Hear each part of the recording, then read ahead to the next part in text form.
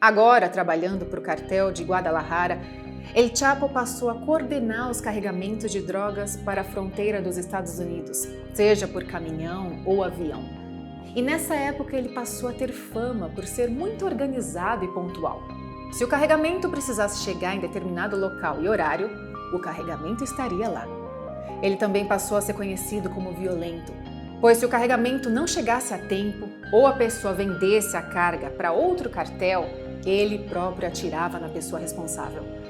Seu desempenho chamou a atenção dos líderes do cartel e El Chapo foi sendo promovido, tornando-se motorista e segurança de Miguel Ángel Félix Gallardo, conhecido como El Padrino, o maior traficante do México.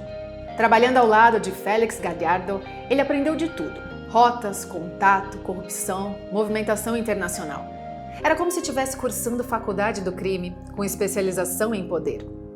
Mas em 1989, Gallardo foi preso em uma operação conjunta das polícias dos Estados Unidos e do México.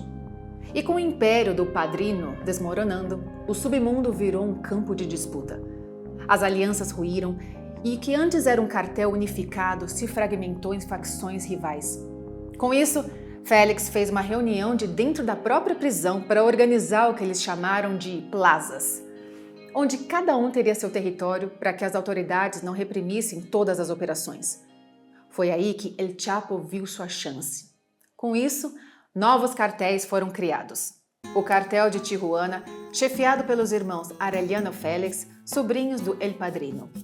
Cartel de Sonora, chefiado por Miguel Caro Quintero. Cartel do Golfo, chefiado por Juan García Ábrego. Cartel de Juárez, chefiado por Amado Carrillo Fuentes e que tinha sido acusado de matar o tio do El Chapo. E o cartel de Sinaloa, chefiado por Héctor Luis Palma Salazar e El Chapo, uma organização que mudaria a história do narcotráfico. El Chapo era estratégico. Não queria ser só mais um bandido armado. Ele queria transformar o tráfico em empresa. E fez isso com inovação e crueldade, e medidas iguais. Enquanto os outros cartéis ainda usavam caminhões e mulas, El Chapo cavava o futuro. Literalmente. Para você entender um pouco o contexto dessa exportação, durante muito tempo os narcotraficantes colombianos mandavam a droga para os Estados Unidos pelo Caribe por barco ou avião. Como, por exemplo, um dos maiores, Pablo Escobar, que já falamos aqui no IC Internacional. Mas quando as rotas caribenhas passaram a ficar cada vez mais vigiadas pela polícia, o caminho alternativo era via terrestre pela América Central e México. Com o passar do tempo, os grandes cartéis colombianos foram perdendo poder, o que causou uma ascensão nos cartéis mexicanos na exportação da droga para os Estados Unidos.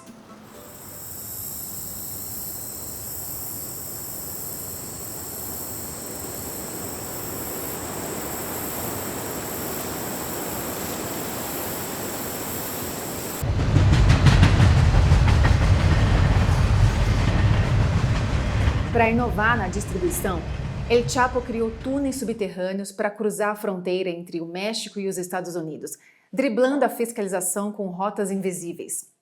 Alguns desses túneis tinham iluminação, ventilação e até trilho para pequenos veículos motorizados. Era coisa de cinema. E funcionava. A cocaína, a maconha, o ópio e a metanfetamina, tudo fluía como um rio sob os pés da polícia. Mas não era só isso. El Chapo descentralizou o cartel, criando células operacionais independentes. Assim, mesmo que uma fosse descoberta, o sistema continuava funcionando. E se algum funcionário ousasse abrir a boca, o silêncio era imposto na bala. Ele comprava juízes, policiais, prefeitos. Onde o dinheiro não chegava, o medo entrava. O cartel de Sinaloa crescia como um império invisível. E como todo império, logo atraiu inimigos. Entre 1989 e 1993, El Chapo travou uma guerra brutal com o cartel de Tijuana. O resultado? Centenas de mortos, execuções públicas e até uma tragédia que marcou o país. A morte do arcebispo Juan Jesus Posadas Ocampo, confundido com um rival e executado com 14 tiros no estacionamento de um aeroporto. A imagem de El Chapo estampava os jornais. A recompensa por sua cabeça subia. Mas ele não se escondia. Comandava o tráfico. Matava traidores, desafiava o governo. E quanto mais o país sangrava, mais ele lucrava. Até que em 1993, a primeira queda veio.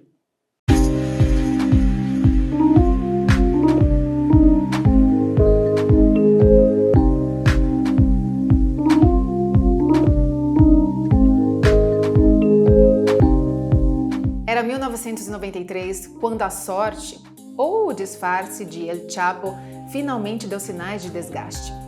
Após uma tentativa frustrada de assassinato por parte do cartel de Tijuana, que terminou na morte do arcebispo de Guadalajara, o México inteiro passou a clamar por justiça.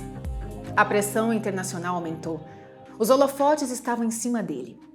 E foi assim que, na ponte internacional de Talismán, na Guatemala, Joaquim Guzmán foi capturado. Extraditado para o México, foi condenado a 20 anos de prisão por tráfico e homicídio. El Chapo finalmente estava fora de circulação. Ou, pelo menos, era o que todos pensavam.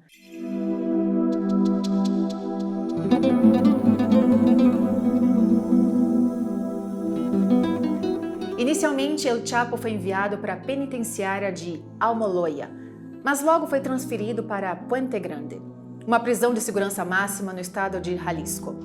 Bom, segurança máxima no papel, porque dentro da cadeia, El Chapo vivia como se estivesse num hotel.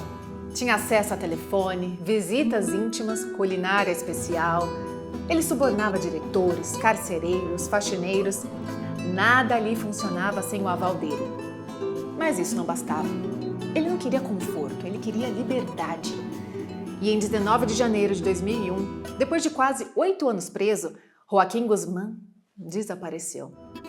A fuga foi digna de roteiro de filme.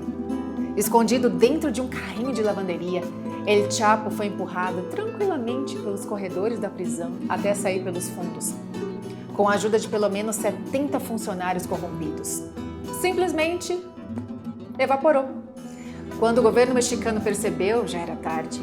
El Chapo estava solto de novo, e mais poderoso do que nunca. O mundo assistiu chocado. Como alguém escapa de uma prisão de segurança máxima empacotado em lençóis? A resposta estava na base de tudo que sustentava El Chapo: dinheiro, medo e influência. Começava ali uma das caçadas internacionais mais longas do século XXI. E enquanto a polícia corria atrás de pistas, ele voltava para o topo do tráfico.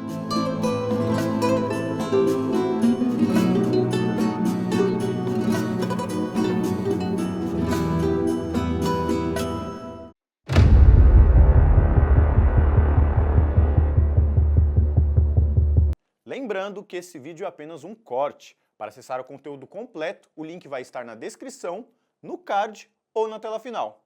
E se você ainda não é inscrito, não perca tempo. Se inscreva, deixe o seu like e acompanhe todos os nossos conteúdos aqui no canal.